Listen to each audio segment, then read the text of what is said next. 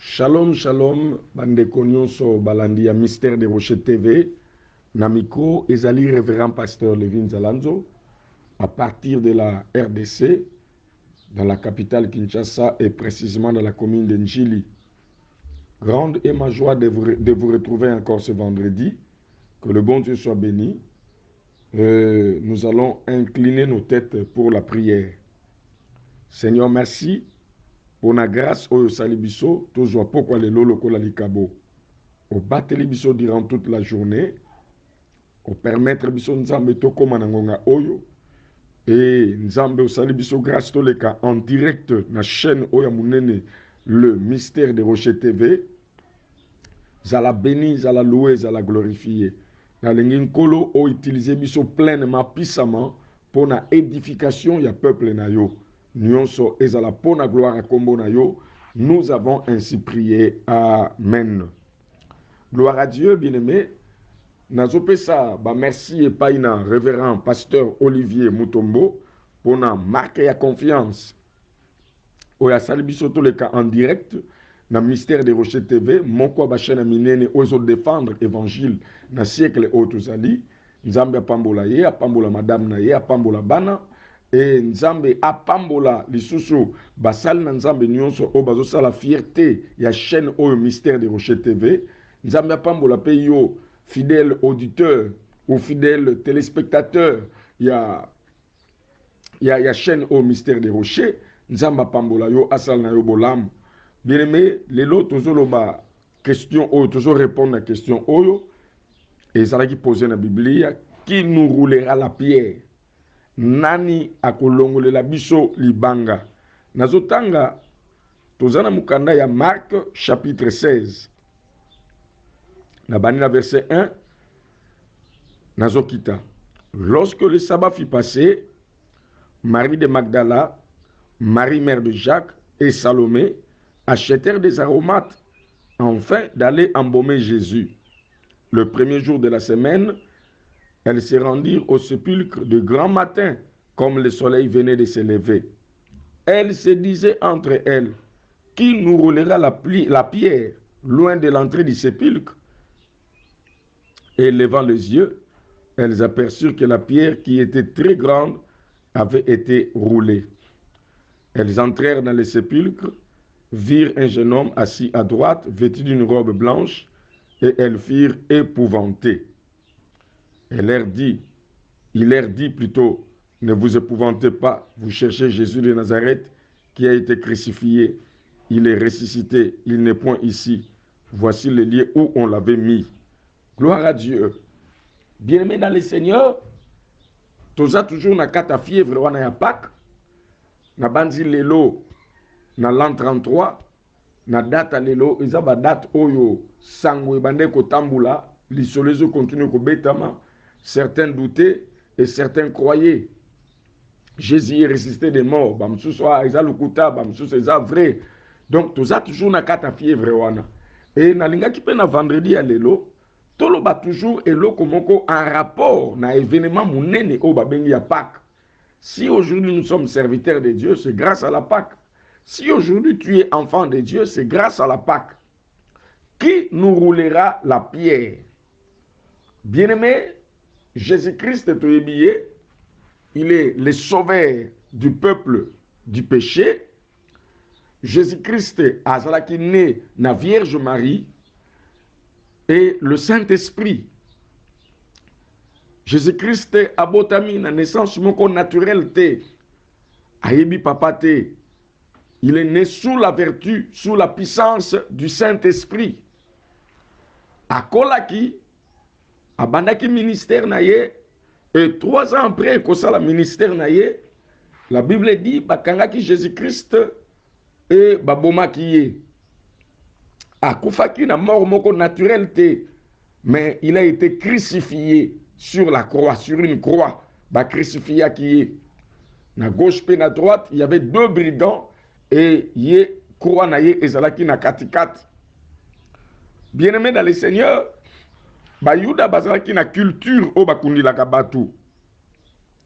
Tant bazwaki corps ya Jésus, Pilate, plutôt Joseph d'Arimathée, asenyango pa ya Pilate, bakende kotiango dans un tombeau où c'est là qui neuf mutakota na nkunate parmi les riches pour ça qui professait c'est là qui kokisama et bien aimé lokola rumeur et bande kotambula que Jésus-Christ alobaki akoseko 3 jours après ba souverain sacrificateur ba pharisien bakendaki pa gouverneur Pilate pour na koyebisa ye apesa bango garde pour que ba sécuriser tombeau gouverneur apesaki bango oyo bango baki nango besoin et la Bible déclare ba s'assuraki na sécurité ya tombeau wana en mettant une grande pierre à l'entrée du sépulcre libanga oyo ezalaki penza grande libanga oyo ezalaki penza grande à telle enseigne que mutu moko akokolongola ngote il faut bozala au moins ebelé ou encore faut bozala na grue manutention ezala batiaki libanga batiaki ba sécurité ba garde pour ba garder tombeau enfin que ba ye koliba yi banzoto Yesu Masiya te bon après ba kene kokosa kasekui c'était ça alors et salami que le 3e jour na tongo le femme ning batangli biso awa Marie de Magdala Marie mère de Jacques Salomé et les autres bazalaki na bango basombi baromate bazalaki na posa bakene kwa mbome nzoto wa Yesu po apolate baki na posa bakene kwa mbome nzoto wa Yesu Bible lobiba bimaki de grand matin bakei pona kene kwa mbome nzoto wa Yesu bien aimé nalingaki naloba quelque chose Jésus-Christ pendant qu'il vivait encore mukolo moko boye ezaki na mwasi moko ayaki na malasi parfum moko de grand prix parfum de grand prix à répandre yango ezalaki na ndako Simon Bible lobi batu nyonso bakomi koyima soki azalaki prophète solo ndenge nazo comprendre te ke mwasi oyo naza mwasi ya ndumba soki azalaki prophète solo ndenge nazoyeba te ke mwasi oyo naza mwasi ya ndumba Jésus-Christ azoki maloba lobi nayaki na ndako na yo Simon osukuli nga makolo te mais mwasi oyo asukuli yango na parfum et puis apangusi yango na suki na ye mais boyeba mwasi oyo asali ndenge wana mpona koambome nzoto na nga mpona nkunda na ngai maloba oyo eskandalizaka bato maloba oyo ebetiaka bato libaku comment ye aza nanu vivant azo parler na mbomema est-ce que si ba mboma muto aza vivant ebetiaka bato mabaku bien-aimé dans le Seigneur nzoka Christ ayebaka que le temps bango bakoya pona kwa mbome corps na ye ba okuta ye ça c'est quoi déjà bien-aimé keba na vie makambo mususu basala rango trop tard te bango bakanisaki que Yesu totika ye makolo ezala salité makolo ezala poussière mukola okufa nde tokoki na malasi baroma to ambome ye nzoka Jésus-Christ azalaka ambome tango aza vivant. C'est une grande leçon aujourd'hui, surtout nous les Africains. Quand quelqu'un meurt, to perdre bambongo belé, to sala ba dépense belé, to zo bebisa bambongo inutilement pour na mutu ko sekwate pendant que bateau ba vivant ba continuer ko souffrir. Bandeko o bazana Europe, bandeko ba en Amérique, il suffit seulement mutu na Afrika kufa ba code ko ya okomona $3,000, okomona $5,000, $10,000, $500. Bambongo na yebite yozola nango yebi ozana Afrika iba monta ozwaka ozana Europe iba monta oyo tindaka. Christ alingaki ateya biso eloko mususu. Il a fallu Christ alingaki ateya biso qu'il faut s'occuper des vivants. Bien-aimé dans le Seigneur, avant ou trop tard, moi si oyo ambomaki Yesu Masiya asalaki yango avant ou asalaki yango trop tard. Nzambe yablola apambola yo. Bien-aimé keba, quand Dieu te dit de faire quelque chose, ko hésiter te, ko kotsa mayela bumutu te, ko kotsa ba raisonnement humain te, bango batsaki mayele que non ba ambome pona nini, totika le troisième jour tokende bazui baromat mais baromat na bango tula baromat na bango zonga pamba baromat na bango zonga pamba lelo encore bien aimé l'œuvre de Dieu ezoluka mbongo pour bamilimo bato bika lelo encore l'œuvre de Dieu ezoluka mbongo pour que bato bakangola basikolama mais yo tam sumbongo no zobebisa seulement pona kokuna bibembe. Je ne dis pas kokuna bibembe za mabe mais nalingi extrait on azotanga et kwa kolendisa biso. Alors basi tant ba okende babande komilo bilanzela nzela qui nous roulera la pierre. Pourquoi bien aimé bayebaki que à l'entrée du sépulcre ezana libanga moko munene zawana biso basi na makasi to na ngoto kokate. La pierre ezalaki obstacle. Le femme avait un objectif. Objectif ezalaki ba kota na kata ya sépulcre ba embaumer le corps du Seigneur Jésus. Mais la pierre o ekangaki porte ezalaki obstacle. La pierre ezalaki un blocage. La pierre ezalaki on a pour empêcher bango ba atteindre objectif te. Mais na sepeli na détermination ya basi. Malgré basuna nos solutions te, y a qui ôtera la pierre, qui roulera la pierre, mais babandi quand même quoi avancer. C'est ça ce qu'il faut encourager. Bien aimé dans le Seigneur. Na yamba mukolo mususu membre moko ya famille moko pendant que to bande ko sola na kata kirdam ayebi singa lobi mukolo mususu grand frère na bango akendaki akene ko bikulusa makambo pour famille ba omona clarté. Babilo que zobunga batu kopambwa maizate.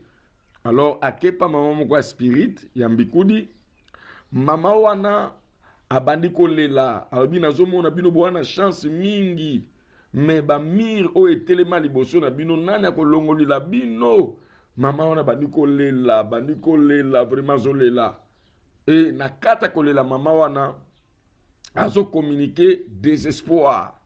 Azo communiquer impossibilité, azo communiquer que bon na chance mais beaucoup jouer na ngote pour bâtir la bino ba mur liboso. Peut-être ndekonanga ozolanda mystère du rocher na poko lelo, yo posa na même cas. Qui nous roulera la pierre? Qui nous roulera la pierre? Bien mais chacun de nous a botami na ba famille et chaque famille a ses réalités. Chacun de nous a koutanaka ba pierre liboso na ye mabanga oyo et empêchaka ye à atteindre l'objectif wazanango ba pierre wana mabanga wana et cause à la ba force moko négative ya sorcellerie et cause à la ba force moko négative ya fétiche ba pierre wana le bla awa et kokipe cause à la batu o balingi lipamboli na yote. Ba pierre au nord la awa et qu'occupé cause la ba circonstance mais ning na lobaki yango na sepeli na détermination à basi mon frère quel que soit liboso na yo ozomo na solution te ozomo na nzela te et loko nga na ebiso il faut toujours avancer par la foi que le Dieu de la Bible va faire quelque chose, avancer par la foi que le Dieu de la Bible opérera un signe, opérera un miracle. Bien-aimé basi bakomi nzokande nzambe lola atindaki un ange du Seigneur. L'ange du Seigneur ayaki aroulaki la pierre pe afandaki likolo nango. Qui nous roulera la pierre? Nazo bisayo bien-aimé, ton intervention viendra d'en haut. Lisungi na yo ekouta likolo. Yo zolanda ngai, ozo se poser la même question. Nana kosili sa maladie o na famille. Lisungi na bino ekouta na lola. Un ange de Dieu, un être surnaturel akoya. Yo zo mituna mutuna nani akolobilanga pour que na zo document na samba kana zo documenté nani akolobilanga na ebiso lelo ton intervention viendra du ciel. Yo zo mituna mutune belé qui me roulera la pierre na ebiso ton intervention viendra du ciel. Nzambe alola azo lokumu. Nzambe alola azo masanjoli. Na yebite bien-aimé, impossibilité ni nezali boso na yo. Ni ne telemi liboso no lokola obstacle. Ni ne telemi liboso no lokola blocage. nini telemi liboso no lokola barrière ozo ko empêcher yo o accéder na oyo lingi bango baki na poso bamona corps ya Jésus bambome yango mais yoza na posa ta msusu okota nini musala moko malamu yoza na posa ta msusu fona ya commerce elongwa na ba $1000 ekoma ba millions de dollars yoza na posa ta msusu okota na ibite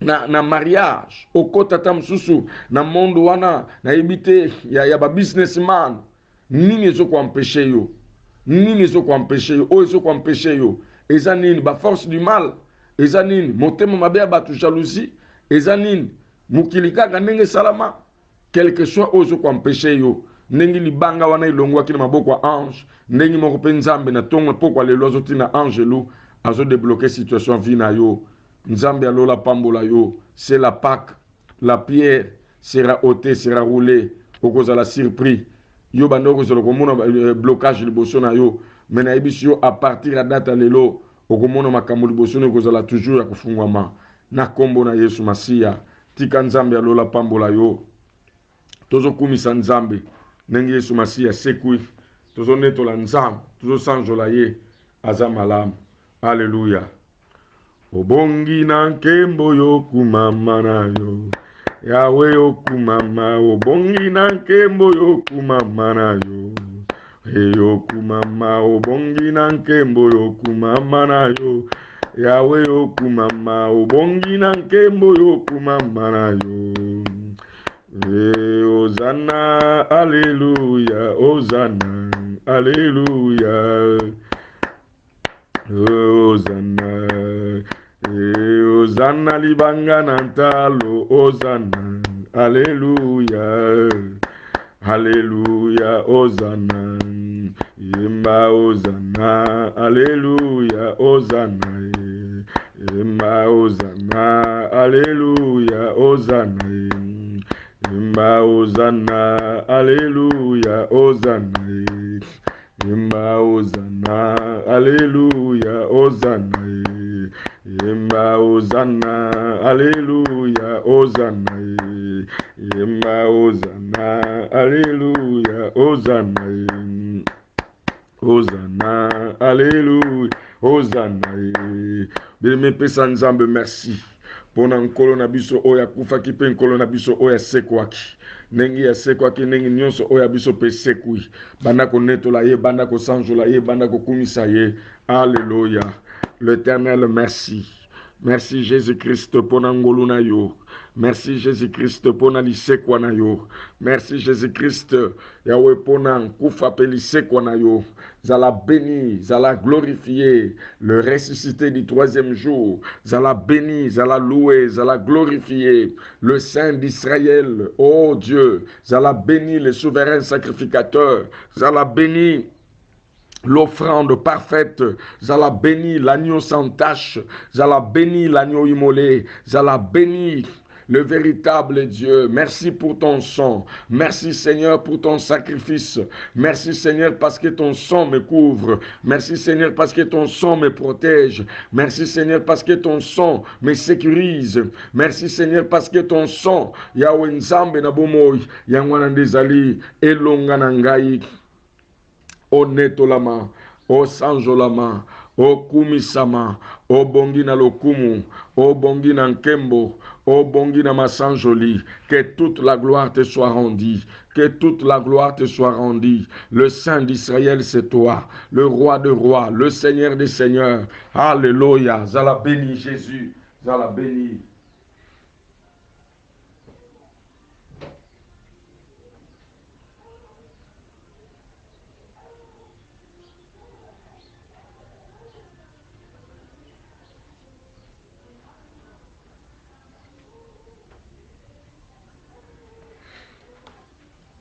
Zala béni Jésus. Alléluia. Netolama, sanjolama, kumisama, to netoli kombo na yo, to sanjoli kombo na yo. Merci Jésus pour na pokwa oyo. Merci Jésus pour na bolamu na yo. Zala glorifié, zala exalté. Alléluia. Ozanzambe, otikali nzambe. Alléluia. Ozanzambe, otikali nzambe. Bien-aimé, sujet na biso mi balé bana kotalisa epai na nkolo nini oyo eza lokola bapierre oyo ebare nzela na yo, baprojet nini oza nango, baobjectif nini oza nango. Basi baki na objectif bakende bakota na sepulcre bambome nzoto ya Yesu Masiya, me tala libanga ezalaki obstacle. Talisa epai na Nzambe nini oyo ezotisa obstacle na vie na yo, nini oyo ezotisa obstacle na baprojet na yo, nini oyo ezotisa barrière na baprojet oyo oza nango ya lobi. Talisa yango epai na Nzambe, talisa yango epai na Nzambe, talisa yango epai na Nzambe. Alléluia. Tobani kobondela Jésus de Nazareth.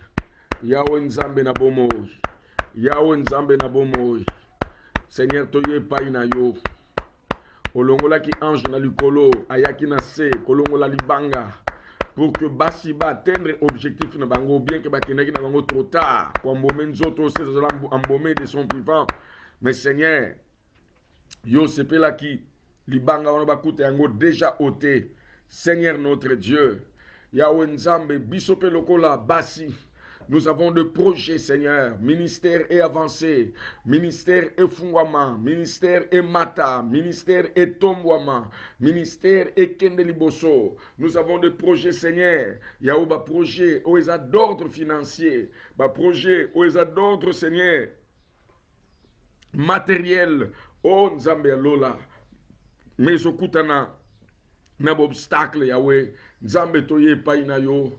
Toye epai na yo, parce que toyebi que Seigneur, yonde mutoza capable ya rouler pierre na biso, yonde za capable ya kolongola liboso na biso obstacle, ozo kwa mpeshe biso to atteindre objectif, yonde za na makoki wana Nzambe, yango toye epai na yo.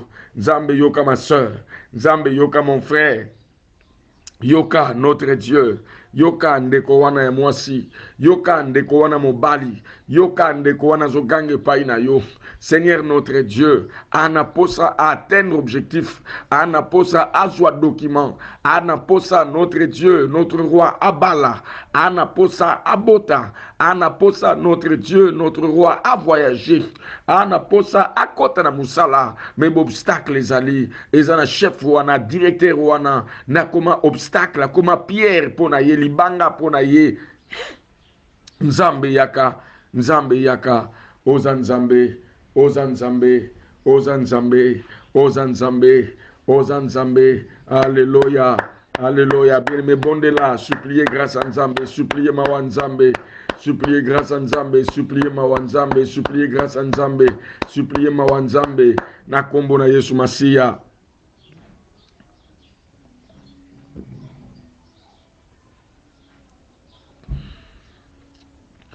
Oh, gloire à Dieu. Alléluia. Bien-aimé, nazopesa yo témoignage moko. Na yambaka médecin moko ye na bureau nanga en église. Médecin wana ye expliquer ngalobi depuis nga na silsa classe nanga non na zo diplôme T. Pour secrétaire académique na biso, c'est un occultiste. Un occultiste.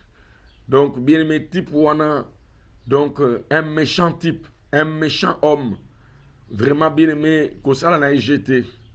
Alors, il y a un obstacle pour que médecin nabiso banda si sa classe a son diplôme na été. Joka soka sur diplôme T, moyen à prêter serment et cause à la T. Ne kwazo kemba zo souffrir. Alors bien aimé, tu joie qui tant ko sambela nzam. To bonde la kinzambe et makamunzamba sala biminenka ikoma na Bible. Bible est vrai. Libanga elongwa type wana azalaki licencié na ba fonction na ye balongola ki musala batie mutu mususu et médecin oyo azui diplôme na ye lelo a prêté serment azwa numéro d'ordre akoma ko travailler vie na ye efungwama na ripso témoignage pour na kotalisa yo que le Dieu de la Bible est vivant kota na losambo ozo semble longonanga. Bien to bani mena ko belela moto na Nzambe kita ba o nyos baza obstacle ba pierre liboso na biso mabanga o bazo ko empêcher biso to atteindre objectif Bien aimé, avant to seng intervention nzambe, biso to banina ko sambela, banda ko longola bango, banda ko telemela bango, azala mutu, alingite yo bala, azala nani, alingite sima mbongo, azala ba force moko négative ya monde à ténèbres, ezala nini, banda ko telemela ngo na kombo ya Yesu Masia to bani ko bondela. Alléluia Jésus. Alléluia Jésus. Alléluia Jésus. Alléluia Jésus. Au nom de Jésus-Christ. Au nom de Jésus-Christ. Au nom de Jésus-Christ. Au nom de Jésus-Christ. Au nom de Jésus-Christ. Oh, nous sommes télémis lokola obstacle. Oh, nous sommes télémis lokola barrière. Oh, nous sommes télémis Seigneur. Lokola notre Dieu. Lokola notre Père Pierre. Oh, batia qui la Pierre. Oh, batia qui le soit tombeau à Jésus-Christ. Pendant qu'on empêche les femmes bakota. Yahweh Nzambe na bomoy. Tobaniko pikulaye. Tobaniko déraciner. Tobaniko pikulaye. Tobaniko déraciner. Tobaniko pikulaye. Tobaniko déraciner. Tobaniko pikulaye. Tobaniko déraciner. Tobaniko pikulaye. Aza chef, aza directeur. Ye rôle na yezali empêcher de quoi mon balai soit musalate. Ne quoi moi si aza musalate. Seigneur notre Dieu. Tobaniko pikulaye kolongolaye ko pikulaye kolongolaye. Na kombo na Yesu. Na kombo na Yesu. Na kombo na Yesu. Na kombo na Yesu. Na kombo na Yesu. Nzambe ya lola. Yawe kita sala. Yawe kita sala. Yawe kita sala. Yawe kita sala. Yawe kita sala. Au nom de Jésus-Christ. Au nom de Jésus-Christ. Au nom de Jésus-Christ. Au nom de Jésus-Christ. Au nom de Jésus-Christ. Yawe kita sala. Sala ba grande chose. Seigneur, obstacle koya. Seigneur, ba barrière koya. Seigneur, obstacle koya. Ba barrière koya. Na kombo na Yesu. Na kombo na Yesu. Oza Nzambe. Otikali Nzambe. Zala béni. Zala loué. Zala exalté. Zala glorifié. Zala magnifié. Oza Nzambe Otikali Nzambe. Le Saint d'Israël. Le Sauveur de l'humanité. Jésus-Christ. Barrière nous se télémini bosso mon frère. Obstacle nous se télémini bosso ma soeur. Oye télémini bosso peuple na yo. Oye télémini bosso de quoi semble longo nanga. Ya oba barrière wana na koisi yango na kombo na Yesu. Ekoya na kombo na Yesu. Ekoya na kombo na Yesu. Ekoya na kombo na Yesu. Ekoya na kombo na Yesu. Ekoya na kombo na Yesu. Ekoya na kombo na Yesu. Nzambe salaba grande chose. Au nom de Jésus. Au nom de Jésus, au nom de Jésus, au nom de Jésus, au nom de Jésus, Yahweh salaba grande chose, na kombo na Yesu, Yahweh salaba grande chose, na kombo na Yesu, Yahweh salaba grande chose, na kombo na Yesu. Alléluia. Et bien-aimé requête na biso mi balé na prière d'autorité. Obaniko senga intervention ya Nzambe ya. Balobi basi ba ozo la sukina na kolongola bango parce que bazalaki incapable. Mais ba mona ba yebo libanga se longwa déjà. Banda ko se pa ina Nzambe. Je suis incapable na kokité. Seigneur descends. Sauve-moi, Seigneur, descends, délivre-moi. Na influence à famille, Seigneur, descends. Longo la libanga, ozo kananga inasima mongote. Seigneur, descends, longo la libanga, ozo kananga ba faire fungamate. Yahweh, Seigneur, descends. Seigneur, descends, envoie ton ange, descends. Fungula makamunangai. Tobani kobondo na komo na Yesu Masia. Alléluia. Jésus descend. Jésus descend. Jésus descend. Bibelobi ange mokwa yaki. Azala qui vêtu de blanc, azala qui puissant. Seigneur, aroula qui la pierre et s'assit dessus. Seigneur, toujours senga ange wana aya dans nos vies. Seigneur, nous sommes tellement liboso nangai. O elingite Seigneur, ministère fungwama. O elingite ministère ezala impactant, ministère ezala florissant. Banguya wana Nzambe nangai. Na lingi bitumba wana koma ya yo. Yo Nzambe kita. Roule libanga wana yo Nzambe kita. Kangola yo Nzambe kita. Longola obstacle wana Nzambe kita. Kangola sikola. Na kombo na Yesu Masia. Descends Jésus. Descends Jésus. Descends Seigneur.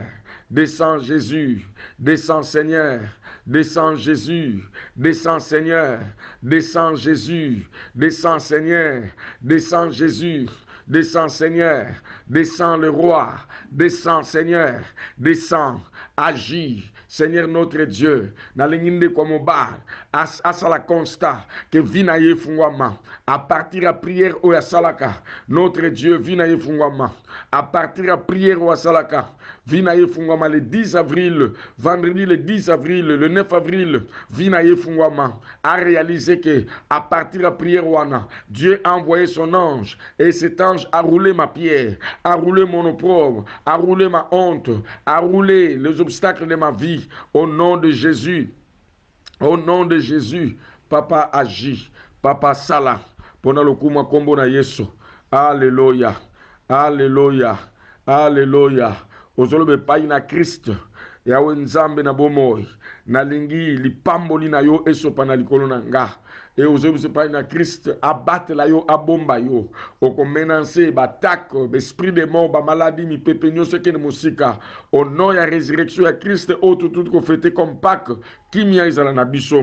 Tobondoli na kombo na Yesu Masia. Nzambe tata, kimia omo kili apesaka te. Yango ezala partage. Ya peuple oazola na ngai. Kimia omo kili apesaka te. Ezala partage. Yande kwa mwasi, yande kwa mobali. Lipamboli na yo. Ezala likola moko, ezala likola mususu. Bolamu na yo nzambe, elanda peuple na yo. Au nom puissant de Jésus, notre Seigneur, esprit de mort, accident, incident, ba phénomène bizarre, mi pepenyo soma be ezala musika, yawe nzambe, ma pamboli, elanda ndeko nyonso zola nangai, ma pamboli ya santé, kimia izala, au nom de Jésus, ozana zone Europe, ozana zone Amérique, loboko nzambe batela yo contre contamination coronavirus, ozala protégé, selon qu'il est écrit que 1000 tombent à ton côté, 10 000 à ta droite, et tu ne seras pas atteint, que tu ne sois pas atteint, que tu ne sois pas atteint, que tu ne sois pas atteint, que tu ne sois pas atteint, même ba maladie mususu za la musika na yo, nzamba bomba yo, nzamba batela yo, nzamba pambola yo, nzamba sa la prise en charge na yo, kimi ya pengolu ya nzambe za la partage na yo, au nom de Jésus-Christ, notre Seigneur, nous avons ainsi prié. Alléluia. Amen. Gloire à Dieu. Oh, gloire à Dieu. Bien-aimé dans le Seigneur, toujours paix sa merci na pasteur Olivier pour na marque à confiance et toujours paix sa merci na bande konyo so bazala qui en direct na biso ko bonde là, même yo o ko bonde na biso en rediffusion tika nzambe asala na yo bolam. Vraiment, la pierre a été déjà roulée. L'intervention divine est zaponayo. Il y a un homme qui a quitté le ciel, son nom c'est Jésus. Yende aya pour nous la pierre nayo. Zala sans inquiétude. Et là qu'on a seigneur, zala déterminer le kola basi. Zala déterminer, continue d'avancer à tout monde inzelate. Continue kotambola tout le monde le kola liboson ba mur ezali parce que l'intervention ne manque pas, l'intervention viendra. Nzamba sala na obolam apambola yo. C'est un micro ezala qui révérend pasteur Lévi. Et nzambe na biso apambola bino asal na bino bolamu na kombo na Yesu. Amen.